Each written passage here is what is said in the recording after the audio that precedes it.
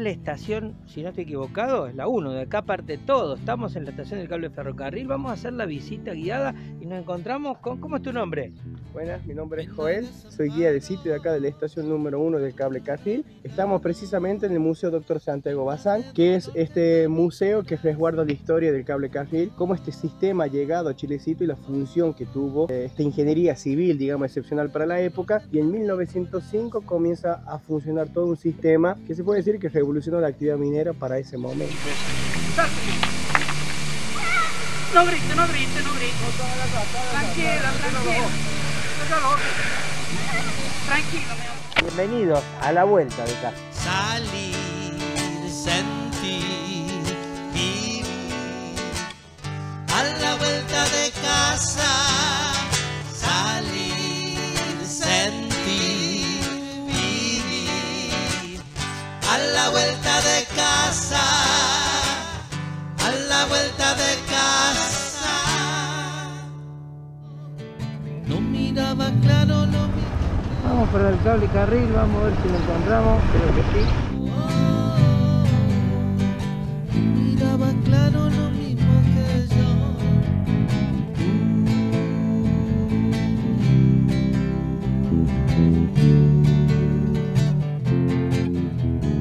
Floto en el espacio, en un cielo de espanto, mar de preguntas sin contestación. Estamos llegando al Museo La Mexicana, esto creo que es la estación 1. Sin contestación.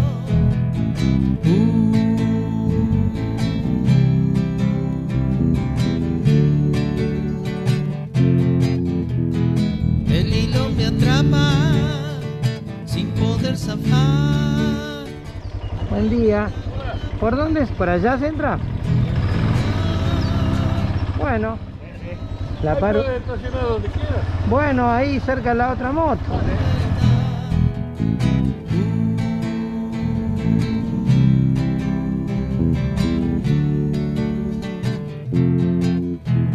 Justicia en agonía. Digamos, esta es la estación, si no estoy equivocado, es la 1, de acá parte todo. Estamos en la estación del cable ferrocarril, vamos a hacer la visita guiada y nos encontramos con... ¿Cómo es tu nombre? Buenas, mi nombre es Joel, soy guía de sitio de acá de la estación número 1 del cable carril. Estamos precisamente en el Museo Dr. Santiago Bazán, que es este museo que resguarda la historia del cable carril, cómo este sistema ha llegado a Chilecito y la función que tuvo, esta ingeniería civil, digamos, excepcional para la época. El cable carril, la obra fue aprobada en 1902, se comienza a ensamblar en 1903 y en 1905 comienza a funcionar todo un sistema que se puede decir que revolucionó la actividad minera para ese momento, ¿no? Y por los años que decís, todo habrá sido a vapor, entiendo, una obra de ingeniería enorme para ese tiempo. Todo fue una ingeniería con motores a vapor, justamente una ingeniería excepcional que se destaca para la época, teniendo en cuenta las magnitudes. Lo que hoy vamos a precisar es uno de los cables carriles que sigue siendo conocido como uno de los más largos y más altos del mundo por las dimensiones de este sistema. Joel, te pregunto, ¿se llama en honor a quién? El señor no conozco. El cable carril, Doctor Museo Dr. Santiago Bazán. ¿Y él qué tiene que ver en la historia? Museo Dr. Santiago Bazán es un doctor que después del funcionamiento con la actividad principal del cable carril, no así en el cable carril, sino que mucho tiempo después fue uno de los pioneros que posicionó al cable carril, digamos, como monumento histórico argentino, quien gestó todo la importancia del resguardo de este sistema. Muy bien, porque sabemos comprometido sabemos qué pasa con lo que se abandona, se desguaza, te llevan de aparte, te lo pintan, así que uno entiende. Esto se resguardó, hoy en la actualidad es monumento histórico argentino, está postulado para que en un futuro sea declarado como patrimonio de la humanidad en una categoría que sería patrimonio industrial. Tengo entendido que hace unos años atrás hubo después un accidente, estuvo funcionando la primera estación.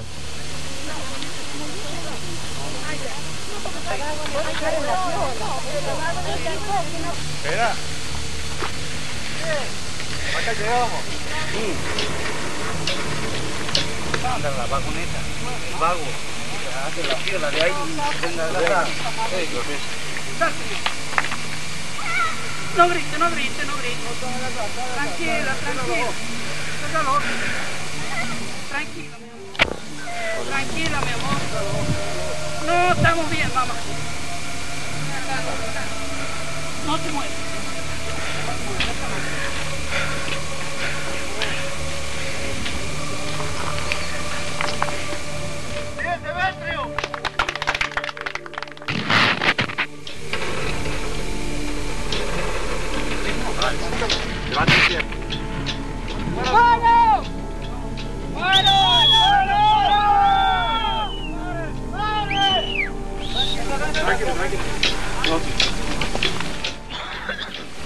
Ese es el tema. O sea, ¿quiere decir que la maquinaria original está en función?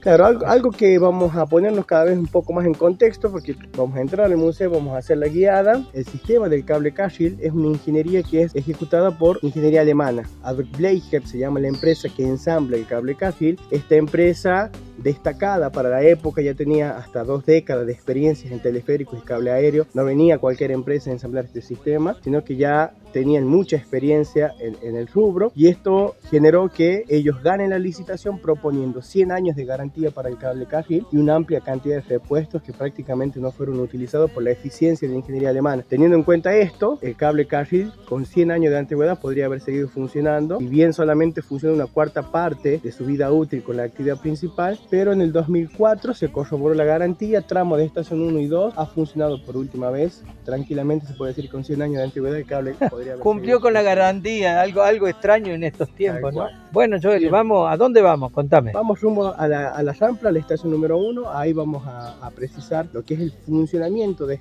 esa estación. Vamos a introducir un poco el cable Cargill y ahí sí ya entramos a la temática de cada una de las salas del museo, ¿sí? Te voy acompañando. Bueno.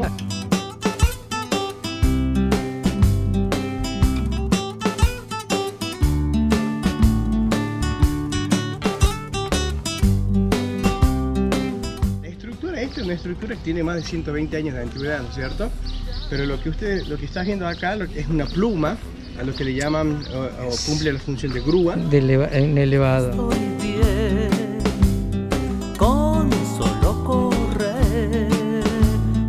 La escalera caracol totalmente en hierro, pero miren los metros que tiene, ¿no? Hasta el cableado. Bueno, esta es la mexicana, miren toda la guía de tolvas, que indudablemente por un lado entraban y por otro lado salían. Allá están las de arriba, posiblemente son las que salían, y acá estarían las que bajaban el producto. Me ayude a volver otra vez al Pinotea de Estados Unidos, decías. Pinotea de Estados Unidos es una viga, por eso la viga tiene esa dimensión, digamos, por cómo es la pinotea. Es una pluma, cumple la función de grúa, que se encuentra acá mucho antes que el cable Cargill. Esto llegó en la época del ferro Cargill, justamente a Chilecito. El ferro Cargill llega antes que este sistema, y si vemos las vigas, son vigas totalmente antiguas, más de 120 años tranquilamente. Pareciera una sola pieza, che, o no. Es una sola pieza. Claro, la pluma lo que hace es carga mucho peso y se lo gira y transporta. Claro, los mecánicos hoy usan la pluma, pero son hidráulicas. Claro, son hidráulicas y de acero. Y la madera pinotea, se puede decir más de 200 años de antigüedad, teniendo en cuenta que primero fue árbol, después ya pasó a ser la viga de esta herramienta de trabajo, ¿no? Y ahora sí, vamos adentrándonos propiamente. Esta es la estación, entonces. Esta es la estación número 1, sí. ¿Sabés que me recomendaron ir a la estación 2? Se puede subir, no así sí, la estación, pero el cerro es. Se puede ir a la estación número 2 del cable Cargill. Está todo asfaltado hasta esa zona. Lo que tiene de bueno es que al estar todo asfaltado es de fácil acceso. Fácil acceso. La estación número 3 ya son 10 kilómetros de ripio aproximadamente, donde ya está un poquito la dificultad del ripio, pero sigue siendo bastante, dentro de todo, accesible para conocer hasta la estación número 3 desde Chilecito. Sí. Estación número 9 y a veces la estación número 8, turismo aventura, en excursiones en 4x4. Se puede llegar por el departamento de Famatina a la mina La Mexicana, donde llegó el cable Cargill a los 4.600 metros sobre el nivel del mar. Tengo un vecino de La Rioja que se fue en una 110, aunque usted no crea. Hasta La Mexicana, 15 metros antes de llegar, ya la moto la tuvo que empujar, porque no, es 4.000 y pico de metros. 4.600 metros sobre el nivel del mar. Nosotros como guías de sitio, pertenecientes al municipio de acá de Chilecito, son aventuras, digamos, que por ahí algunos se desafían, pero no los recomendamos. No, yo tampoco lo recomiendo. Mira que yo ando en moto y digo, ¿para qué? No los recomendamos porque no es un terreno bastante complejo, que necesita en lo posible ser acompañados por guías habilitados o ir con las agencias. No, además un accidente a aquella altura, imagínense lo que es la infraestructura para traer un accidentado.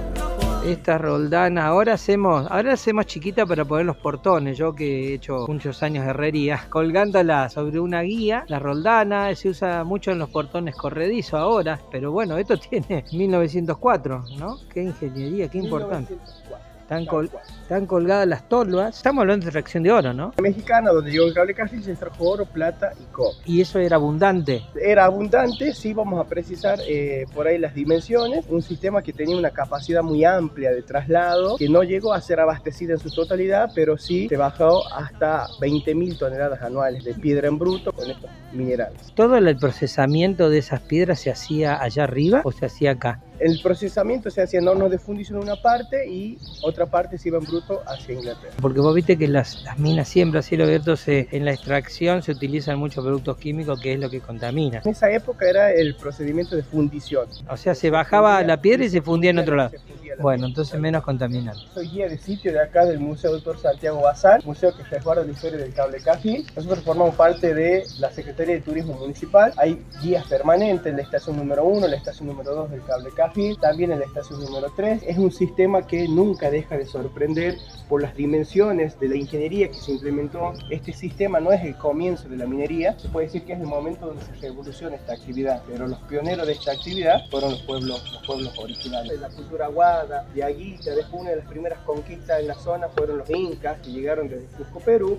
Ellos ya hacían extracciones de metales preciosos, como le llamaban, de forma religiosa, ceremonial, no tanto de forma lucrativa como se hace posterior a la conquista española. Con la conquista española ingresan los jesuitas, ellos también, en esa relación que se forja con jesuitas y diaguitas, ellos ingresan a la montaña, extraen minerales, después la conquista española, y así se va generando la llegada de exploradores mineros, grandes conocedores de las minas de los países vecinos, Chile, Potosí en Bolivia y demás, y esto genera que uno de los exploradores, Félix Amarelo, un explorador mexicano, redescubra lo que hoy conocemos como una de las zonas más cargadas con minerales en el Cerro Famatina. El cable carril va en línea recta, llega a un punto donde ya se pierde de vista. Si ustedes miran ya prácticamente en la zona de las nubes, siguiendo la línea del cable se genera como una V corta. Detrás de esa V corta se ve que sobresale un pico de otro cerro. En esa zona se encuentra el distrito minero de Mexicana. 5 días bajar un cargamento de material.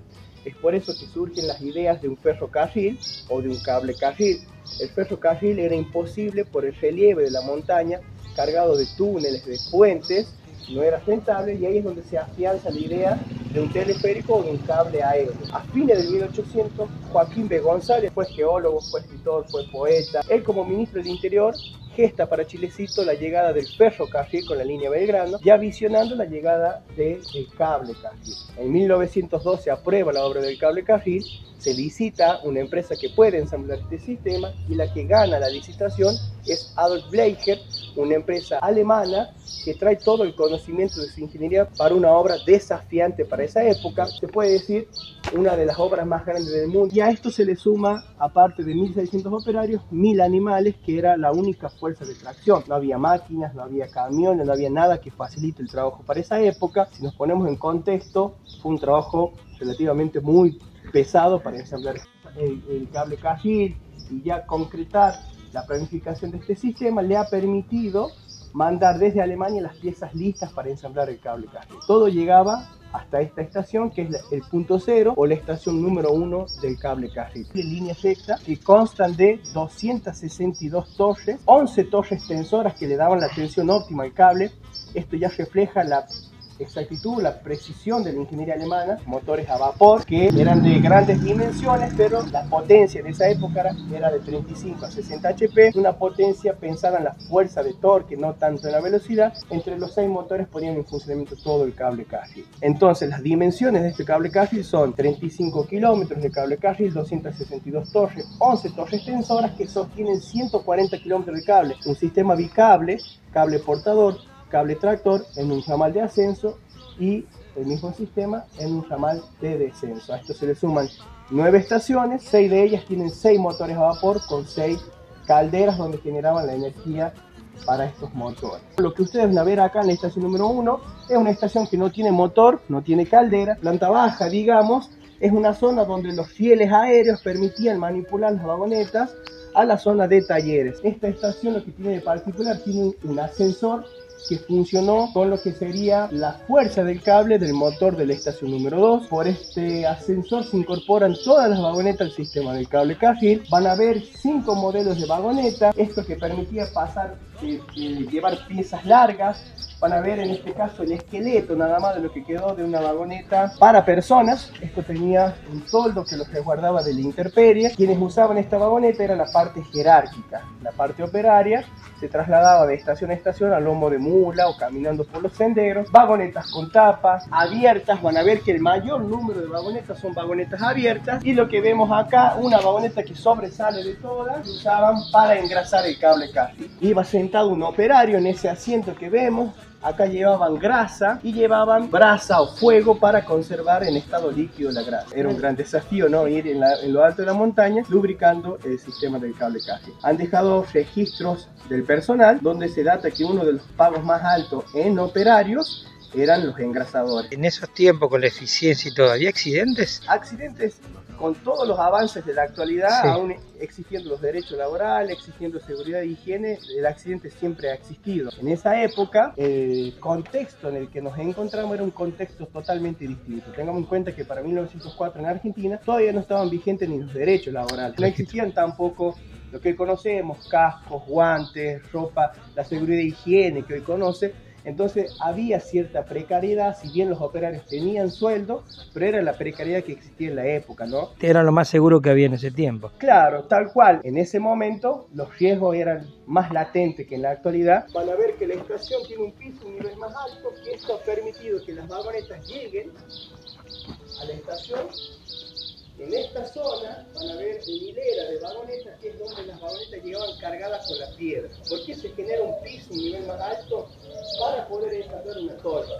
Van a ver esta estructura que tiene como un tobogán, un embudo que ha permitido que la piedra que bajaba la vagoneta desemboque directamente en el vagón del tren. Detrás de esta estación están las vías con la línea Belgrano, llevaban los cargamentos hacia la zona del puerto de Rosario, y de ahí en barco los cargamentos iban hacia Londres, Inglaterra, teniendo en cuenta que quienes explotaron la mina fueron los capitales ingleses. Chilecito hoy no tiene licencia social. La población de Chilecito y el departamento de Famatina no quieren minería en el centro de Famatina. Respecto del tema de los motores, ¿no? Porque sí, estuvo muy bueno de la garantía de 100 años. ¿Esos motores, o sea, el cable carril nunca se paraba? ¿Eso era 24 horas de funcionamiento? ¿Tenía como horario? Bleicher, la empresa alemana que gana la licitación del ensamble, 100 años de vida útil era muchísimo, solamente una cuarta parte funcionó con la actividad principal, que fue de 1905 a 1927. Solamente 22 años ha funcionado con los capitales ingleses en esa actividad principal para la que fue pensado el cable carril. Los motores, en esos 22 años, la actividad fue variando. Se puede decir que de 1905 a 1914 fue el momento en el que mayormente ha funcionado este sistema con su capacidad máxima, teniendo en cuenta que en 1914 surge la Primera Guerra Mundial y ahí la actividad comienza a decrecer. Fue uno de los factores que genera que Inglaterra en el 1927 abandone la mina. Los motores y las calderas funcionaban durante el día, teniendo en cuenta en esa época se trabajaba 6, 8 horas hasta 12 horas. Pero en la alta montaña el sol se entra mucho más temprano, era imposible trabajar más de 8 horas, las temperaturas bajan, acá lo que tenemos es la amplitud térmica, al ser un clima más bien seco, cuando se entra el sol no hay humedad que mantenga lo cálido del día, cuando entra el sol se pone fresco. Imaginémonos en invierno, se entra el sol, se pone totalmente frío al atardecer, entonces los motores podrían funcionar entre 6 y 8 horas diarias, ¿no? Eso sí, las calderas por ahí tal vez no perdían la temperatura total, teniendo en cuenta que eran calderas gigantes, tenían que volver a tomar la temperatura para hacer funcionar el motor en la mañana. Hablamos de lo que sería el uso de químicos, ¿no? en la minería, y en ese momento se hacía la fundición. Uno de los impactos que generó en ese momento fue el uso de leña, ¿no? El horizonte era gris, el llanto mudo de mi mundo. Bueno, es muy bonito teniendo en cuenta que estos ríos son dos cauces distintos que vienen por agua de hielo de la montaña. Todo gris, solo viento sin aliento. Las herramientas que ustedes ven acá en la galería son herramientas que se conservan de la época. ¿Y es manuales? Si te gustó el video, hace clic en suscribirse, activa la campanita y así nos apoyás para continuar haciendo recorridos a la vuelta de casa. Ahora puedo ver quién soy yo, qué lugar ocupa el frío. Ahora puedo ver quién soy yo. Dios.